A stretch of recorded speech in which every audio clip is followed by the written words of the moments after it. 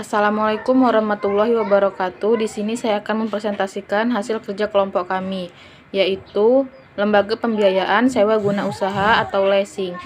Anggota kelompoknya ada Adelia Dwi Fahnas, Alia Elsa Fitri, dan Lintang Guntoro Aji.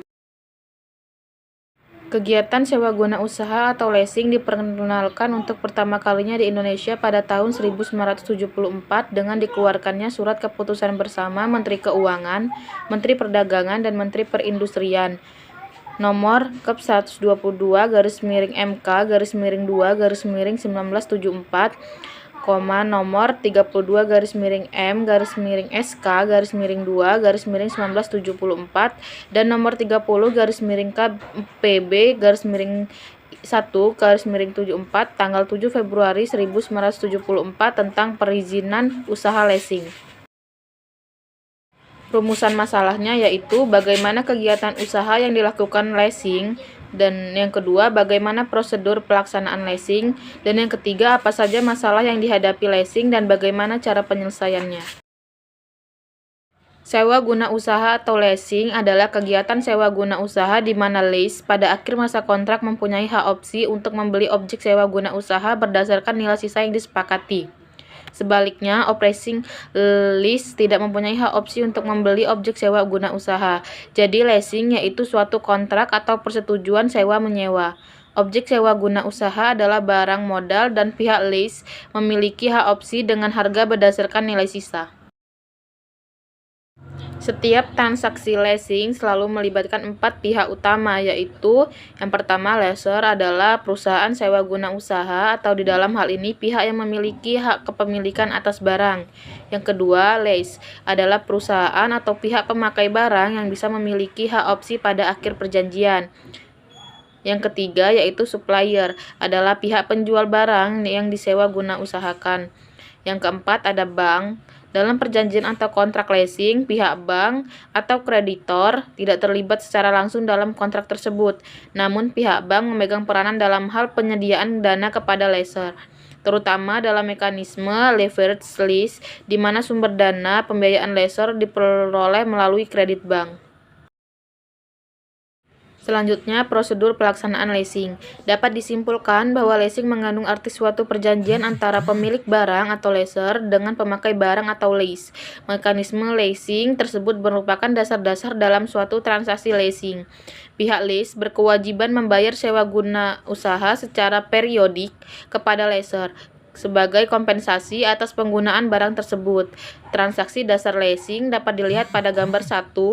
Dalam definisi ini hanya dua pihak yang terkait, yaitu lessor dan lease. Padahal dalam praktiknya pihak supplier merupakan pihak yang terlibat dalam suatu mekanisme transaksi leasing. Mekanisme transaksi leasing dapat dilihat pada gambar 2. Gambar 1, transaksi dasar leasing, yaitu pihak lessor melakukan kontrak leasing kepada pihak lease. Kemudian pihak lease melakukan angsuran kepada pihak lessor. Kemudian, gambar mekanisme transaksi leasing mulai dari negosiasi sampai dengan tanda jadi dan bayar angsuran per periode dapat dilihat pada gambar 2, mekanisme transaksi leasing. Keterangan gambar 2, mekanisme transaksi leasing. Yang pertama, lease menghubungi supplier untuk pemilihan dan penentuan jenis barang, spesifikasi, harga, jangka waktu pengiriman, jaminan purna jual atas barang yang akan di-lease. Yang kedua, lease melakukan negosiasi dengan lessor mengenai kebutuhan pembiayaan barang modal. Pada tahap awal ini, lease dapat meminta lease quotation yang tidak mengikat dari lessor. Dalam lease quotation ini dimuat mengenai syarat-syarat pokok pembiayaan leasing antara lain keterangan barang, cash security deposit, residual value, asuransi, biaya administrasi, jaminan uang sewa, dan persyaratan-persyaratan lainnya. Yang ketiga, pihak lessor mengirimkan letter of offer atau commitment letter kepada lease yang berisi syarat-syarat pokok persetujuan lessor untuk membiayai barang modal yang dibutuhkan lease tersebut. Apabila lease menyetujui semua ketentuan dan persyaratan dalam letter of offer, kemudian lease menandatangani dan mengembalikannya kepada pihak lease.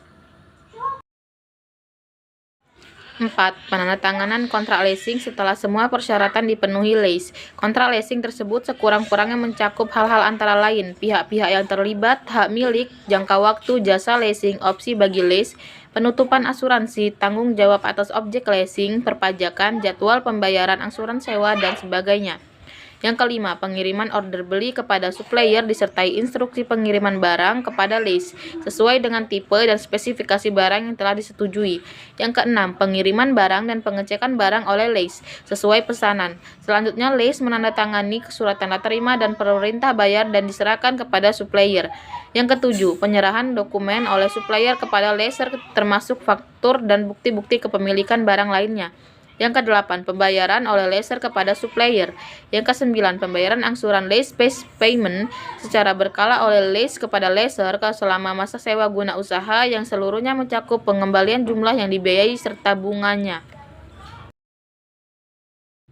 Masalah leasing yaitu macet bayar leasing dengan beberapa alasan permasalahan leasing yang macet bayar, yaitu yang pertama, biaya bunga leasing yang cukup tinggi yang membuat para lessor menjadi terbebani. Yang kedua, kurangnya perlindungan hukum leasing bagi lessor. Macet saat pembayaran juga dilatar belakangi kurangnya perlindungan hukum. Hal ini membuat pihak pembayar dapat melakukan penyelewengan, seperti pembayaran angsuran yang tidak tepat waktu. Yang ketiga, jangka waktu pembayaran leasing yang kurang sesuai. Banyak kasus pihak leasing yang meminta angsuran pembayaran leasing tidak sesuai dengan waktu yang telah disepakati. Hal ini yang membuat para lessor macet membayar leasing. Ada beberapa solusi bagi lessor untuk masalah leasing yang macet bayar, yaitu yang pertama, melakukan persyaratan kembali yang memungkinkan adanya keringanan jadwal pembayaran, kemudian keringanan terkait bunga yang menunggak. Yang kedua, penjadwalan ulang pembayaran angsuran. Yang ketiga, penataan atau perbaikan kembali. Yang keempat, penambahan jumlah jangka waktu dan pengurangan jumlah kredit. Kesimpulan dari pembahasan tentang leasing yaitu yang pertama, jadi leasing yaitu suatu kontrak atau persetujuan sewa-menyewa. Objek sewa guna usaha adalah barang modal dan pihak lease memiliki hak opsi dengan harga berdasarkan nilai sisa. Setiap transaksi leasing selalu melibatkan 4 pihak utama, yaitu lessor, lease, supplier, dan bank. Yang kedua, ada 9 prosedur mekanisme transaksi leasing antara supplier, lessor, dan lease. Yang ketiga, masalah leasing yang sering terjadi yaitu para lessor yang macet bayar angsuran leasing yang disebabkan dengan beberapa alasan, diantaranya biaya bunga yang cukup tinggi dan jadwal pembayaran leasing. Solusi dari masalah ini yaitu melakukan persyaratan kembali, penjadwalan ulang kembali, dan perbaikan. Oke, sekian presentasi dari kelompok kami. Terima kasih. Wassalamualaikum warahmatullahi wabarakatuh.